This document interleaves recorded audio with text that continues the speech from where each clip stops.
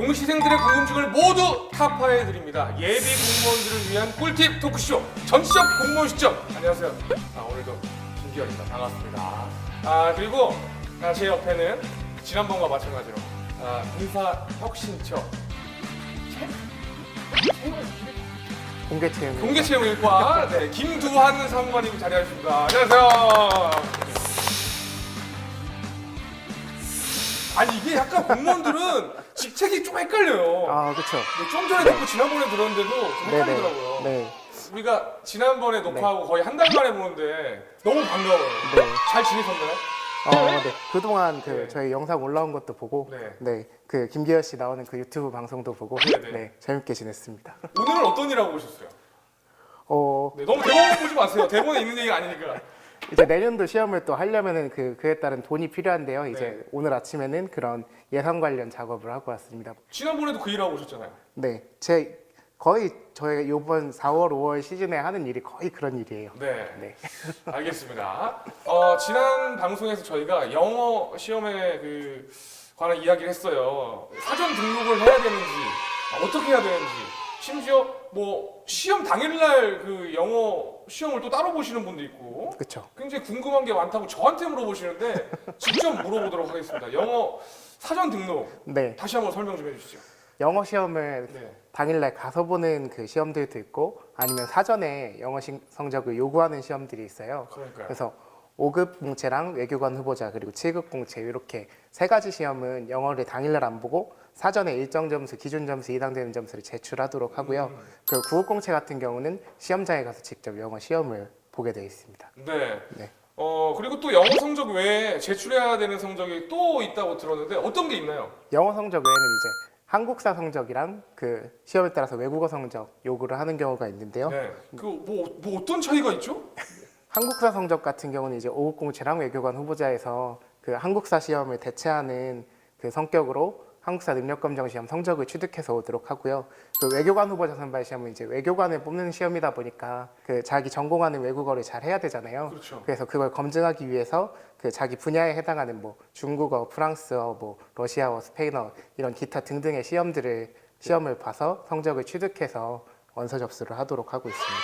이게 사실 그냥 말만 들으면 굉장히 복잡한데 본인이 꼭 지망하는 그 공무원 직책에 맞는 그걸 좀 준비를 해야 되겠네요. 그렇죠. 사전에 다 준비를 해야 돼요. 근데 우리가 이렇게 통합적으로 다 에둘러서 얘기를 하니까 네. 좀 복잡해 보이는 건 있는데 그러면 나머지 시험들 지금 말씀하신 거 말고 나머지 시험들은 그냥 현장에서 그날 다 그렇죠. 이제 그 해당 과목들 외에 나머지 시험들은 현장에서 영어 시험도 보고 뭐 다른 외국어 시험도 보고 그런 식으로 진행을 하고 있습니다. 사전 등록한 영어 성적은 어떻게 반영이 되나요? 사전 등록한 영어 성적은 네. 이제 기준 점수 이상이면은 그걸로 패스, 논패스를 이렇게 저희가 판별을 하고요. 네네. 네. 기준 점수가 몇 점이죠? 5급이랑 7급 그 제일 많이 보는 일반 행정직 이런 직렬로 보면은 700점입니다. 토익 기준으로 해서. 700점만 넘으면 상관이 없다. 네, 700점만 넣으면 상관이 없죠. 그럼 사무관님도 영어 네. 좀 어느 정도 준비를 하셔가지고. 네, 저도 기준 점수 이상을 받아서 시험을. 그래요? 예. How are you? I'm fine, thank you. And you? 내가 뭐 영어를 못하니까 다른 걸 물어볼 수가 없구나. 되게 부끄러운 말이지만 회화에 그렇게 강하지 않습니다. 저희가 리스닝하고 리딩을 평가를 하기 때문에 네. 그렇죠. 회화 잘하면 통역관 그쪽으로 가야지. 그렇죠. 그렇죠. 모든 걸 다 네네. 만능으로 할 수는 없는 겁니다. 한국사 시험은 어떻게 볼 수 있나요? 라고 또 물어보신 분이 계신데 어떻게 봐요? 네. 이게 공인된 시험이잖아요. 그렇죠. 그 한국사 시험 같은 경우는 국사편찬위원회에서 주관하는 공인된 시험이 있습니다. 한국사 능력검정 시험이라고 1년에 4회 정도 시험을 진행을 하는데요. 그 시험을 봐서 네. 2급 이상을 취득해 오시면 됩니다. 그게 또 급이 달라요? 그렇죠. 한국사가 현재 체계로는 초급, 중급, 고급 이렇게 나눠져 있는데요. 네. 그 중에서 고급 시험을 봐서 그 60점 이상을 받으시면 됩니다. 자, 그러면 오늘도 공시생 한 분을 만나보도록 하겠습니다. 이분은요, 외국에 가서 공부를 하고 오셨다고 합니다. 하와이에서 막 귀국한 김예서 씨를 만나보도록 하겠습니다.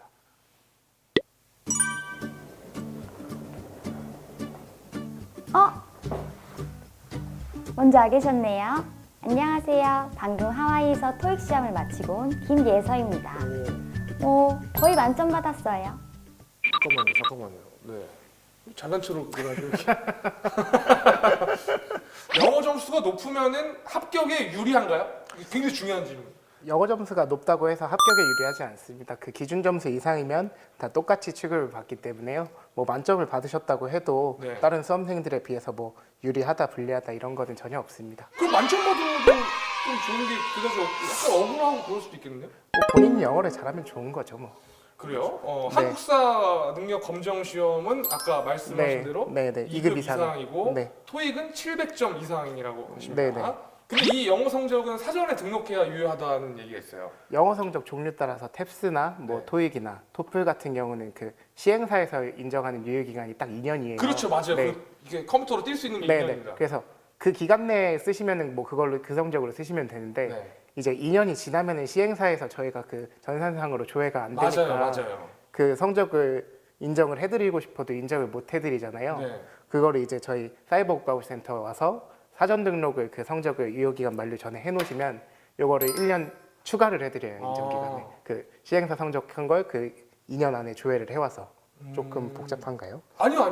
그러니까 네, 예를 들어서 2년 동안 쭉 본다 그러면 잘 본 거를 띄잖아요 입장에서. 네, 네, 그렇죠. 근데 이게 3년 전 것도 사전 등록을 해버리면 3년 전 것도 인정을 해준다 그 그쵸, 뜻이죠. 그쵸. 네. 네, 근데 맞습니다. 3년이면 좀 너무 녹슨 거 아닌가요, 영어 성적이?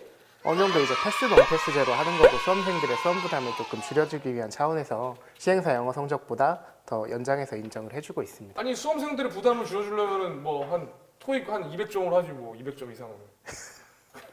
네, 기본적인 영어 소양이 필요하기 때문에 네. 네. 한국사 능력 시험은 얼마나 또 한국사 능력검정 시험은 그 한국사 시험 보고부터 저희가 4년 동안 인정을 하고 있습니다. 이거는 별도로 사전 등록 같은 건 필요 없고요. 자 그러면 계속해서 아까 그 하와이에서 공부하고 온 김예서 씨의 영상을 함께 보도록 하겠습니다. 먼저 사이버 저렇게 국가고시센터에 들어가서 마이 페이지 영어 외국어 사전 등록. 여기 있다. 그럼 어디 영어 성적을 등록해 볼까나? 이건 아무 때나 등록할 수 있는 건가요? 아니요. 이거는 그 매월 초에 그 1일부터 10일까지 매달 그 사전 등록 기간을 운영을 하고 있고요. 네.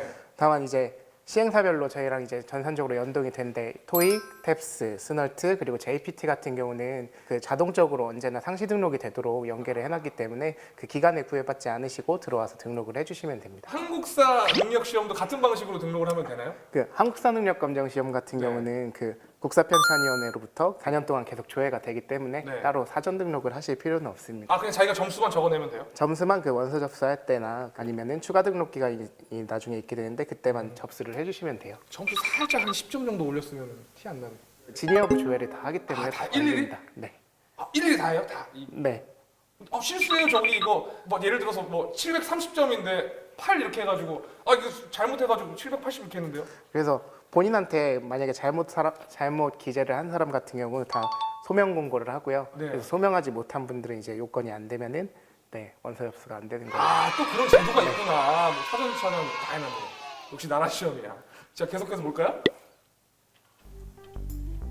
왜 그러죠? 표정이? 영어 성적 등록하면 되죠. 이게 뭐야? 하와이에서 본 토익 성적이 인정이 안 된다니 완전 어이없네. 이거 담당자님 도대체 이게 무슨 일이죠? 이게 무슨 일이죠? 토익 시험이 사전 등록도 되고 했는데 왜 등록이 왜 안 되는 거예요?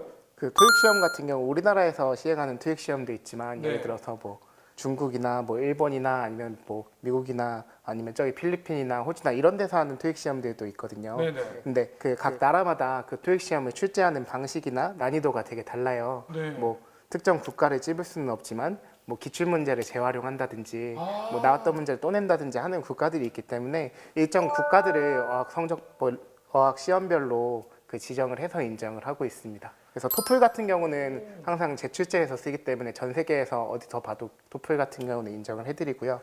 토익 시험은 일본에서 본 시험만 인정을 하고 GTF는 미국에서 본 시험만 인정을 하고 있습니다. 아 이거 미리미리 좀 체크를 해서 알아둬야 되겠군요. 이런 것도. 그쵸. 영어. 근데 영어 그 성적 같은 경우에는 시험을 보고 나중에 등록을 해도 된다고 들었는데 맞나요? 시험을 보고 나중에 등록할 수는 없고요. 네네. 그 원서 접수를 할 때는 영어 성적이 없었는데 네. 원서 접수할 때랑 그 필기 시험이 사이에 내가 영어 성적이 생길 수가 있잖아요. 네네. 그래서 필기 시험 전날까지 취득한 성적은 추후에 등록을 할 수 있도록 저희가 제도를 운영을 하고 있습니다. 아 시험 전날까지 네, 시험 전날까지 무조건 성적이 나오셔야 돼요. 이게 또 중요한데 토익 시험을 보면 성적이 어느 정도 기간 후에 나오잖아요. 그렇죠. 그렇죠? 그게 그 공무원 필기 시험 전날까지 확인이 되면 된다. 이거. 네, 네. 네네. 잘 좀 체크를 해 보시고 준비를 하셔야 될 것 같아요. 등록을 하지 않으면 불합격 처리가 되고 다른 불이익 같은 건 없나요?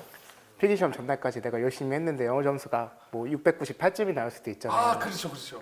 그렇게 돼도 그러니까 시험장에 가볼 수는 있어요. 물론 영어 성적이 미달이니까 합격은 안 되지만 아, 네. 근데 그렇게 해서 시험을 본다고 해도 다른 뭐 불이익 같은 건 없습니다. 아 그렇죠. 그냥 네. 그냥 내년에 네, 네. 다시 시험을 보면 되는 거고. 네, 그렇죠. 예서 씨 같은 경우는 좀 억울하겠네요. 하와이에서 거의 만점 받아갔는데.